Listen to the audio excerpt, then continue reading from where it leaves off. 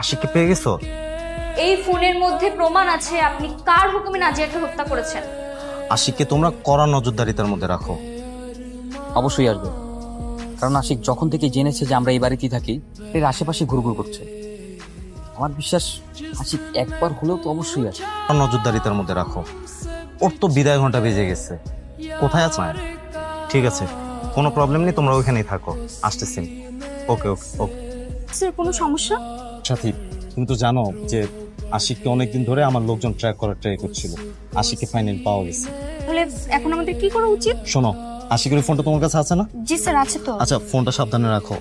আর আমরা থানায় যাওয়ার আগে আশিকের পালানোটা ঠেকাতে হবে। কিন্তু এটা কিভাবে সম্ভব স্যার? চলো আশিকের আস্তানায় যাই। আশিকের আস্তানায় আমার লোকজন আছে, আশিককে হাতে নাতে ধরবো, দেন আমরা পুলিশকে ফোন দিব, পুলিশ নিজে এসে আশিককে ধরে নিয়ে যাবে। ঠিক আছে স্যার, চলুন।